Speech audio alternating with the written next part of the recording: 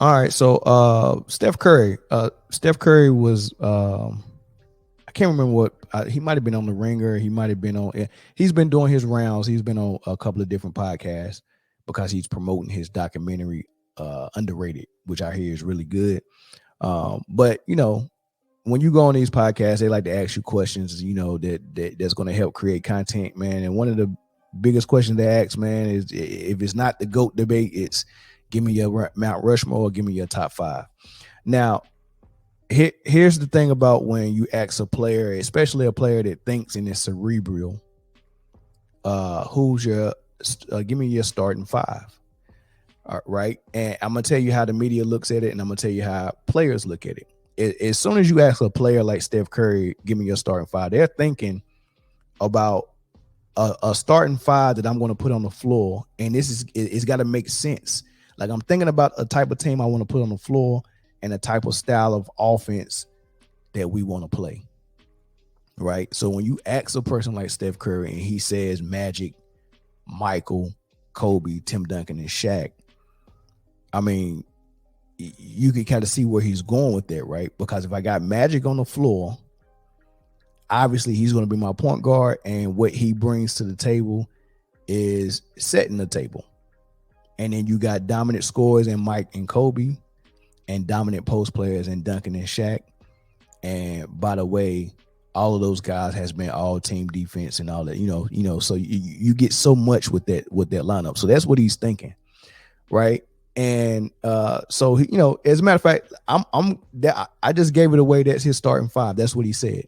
He had Bird at the small forward, then he changed it and said, "Nah, forget it. I'm gonna put Duncan. I'm gonna put Kobe there at my small forward." So his lineup was Magic, Jordan, Kobe at the small forward, Duncan, and Shaq. Then I was listening to the Odd Couple and Chris Broussard and Rob Parker. They didn't like that, and I'm gonna play for you what they said. And they basically said it was jealousy because he left LeBron James out. It's really interesting, Rob, because he left LeBron off twice. but Chris, this is what's so surprising, and it's not just. I gotta say this, and I think you'll agree. I get LeBron is a contemporary of his. I get that. I do. I understand that. But he's the all-time leading scorer in the NBA. Like, you don't respect that at all? Like, Chris, you don't respect that at all? And all of the stuff, I'm not the biggest LeBron guy for other reasons, but I respect his numbers. Chris, right. That's why he's second on my list. Everybody's always shocked when I say I respect that he's played. He's put up the numbers. What part? I ripped the other players when they didn't vote for him for the All-Star game, Chris, the 130 players that left him off. That's jealousy. Yeah, seriously. That's Steph doesn't respect what he's put together? Dirk Nowitzki on his first list. No LeBron, no business on that list. Anybody. Shame on that. I mean, where's Larry Bird? My God. Exactly. Chris, where's Larry Bird?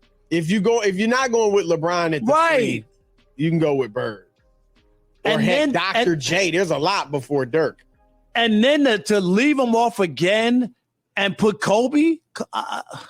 Well, Kobe's not even a three. I get it; he can play it, but but you know what I mean. But I just think it's disrespectful. I'm just going to say it, and they keep disrespecting LeBron, and this is where his complex comes in. That even guys who have competed against him don't respect him for whatever reason. I don't get that. I don't. So there's a lot of points I wanna kind of harp on. He made a lot of points. One, he said it was jealousy. Two, he said it was disrespectful. And three, they slighted Kobe and Dirk like, oh, they don't like. He said Dirk don't deserve to be on nobody's list. If it's my list and that's the lineup I want to put out there, I definitely have a game, a style of play in mind that I want to play. This is a hypothetical starting five. They didn't ask him who you think the GOAT list 1 through 5 is. That's a different story, or that's a different question. Give me your list 1 through 5 of who's the greatest, right? That's different. If you're saying give me your starting 5 that you want to put on the floor, then I'm automatically thinking about how these guys are going to work together and what style of offense I want to run with these guys. And having Magic and LeBron on the floor together, how does that work? Because LeBron operates better when he was in his prime and in a peak fashion. He operated better with the ball. That's his strength. His strength is, if you give me the ball, no one that's on the floor trying to guard me is going to be able to stop me from getting to the rim. So every time I drive, help is going to come. And my second superpower is that I can make every pass on the floor from every position, so I can get it to a shooter all the way across the floor in his shooting pocket on time. So putting shooters around LeBron is his superpower.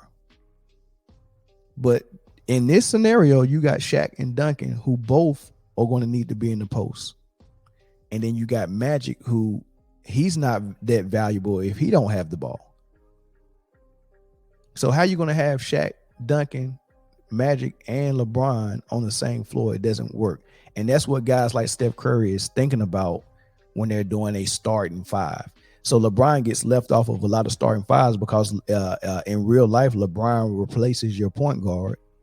And in real life, post players don't work well with LeBron because they need to be in the post. And LeBron needs the lane to be wide open so he can get to the hole. It doesn't work. That's the reason why most big men that LeBron played with were also guys capable of spreading the floor and shooting, like Big Z or Chris Bosh or Kevin Love, all right, or Anthony Davis. So I don't understand why they're so disgusted with him putting together this starting 5. It's his starting 5, right? The other thing about this jealousy thing, why would they be jealous? Like, bro, everybody don't have LeBron James as high as y'all have him. Like, it's not jealousy. It's basically what I just said. They look at a starting 5 like I'm seeing how it's going to work, and it's not going to work that well with LeBron. Now, if you want LeBron in your starting 5, realistically, that means the other guys you needs to be shooters. Your point guard probably should be Steph. Your center definitely can't be Shaq. Your center probably should be I don't know who's a 3-point shooter. I don't know who can catch and shoot as a big man. Maybe AD. I don't know. Maybe put AD at your power forward, Dirk. Right, and your 2 guard, I don't know, Ray Allen maybe. Right, so if you want LeBron in your starting 5, you already, and people said all through his career, the team didn't work because they didn't have enough shooters. LeBron needs shooters around him. LeBron needs shooters around him. If you know that, why would you look at it? And the media guys don't think like that. When they hear starting 5, they don't think basketball. They're thinking numbers. And here's another problem I have with what he said. He asked the question, does Steph not respect what body of work LeBron put out there? He's the all-time leading scorer.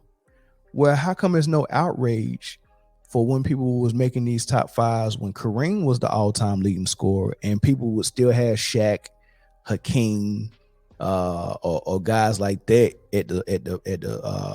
at the center position and not Kareem? No one made a fuss that Kareem was number 1 in scoring.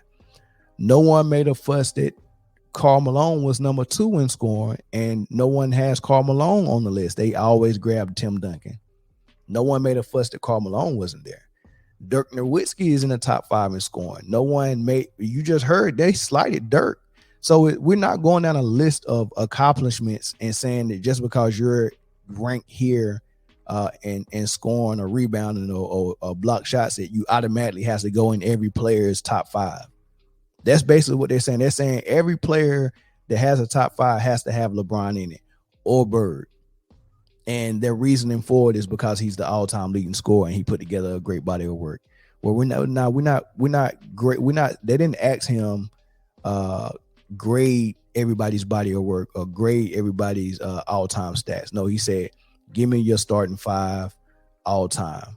and it's your personal starting five. So it automatically goes into how he wants that team, that hypothetical team to play on the floor in his mind. And it wouldn't operate as well as he wanted to with LeBron. And that's just the end of the story.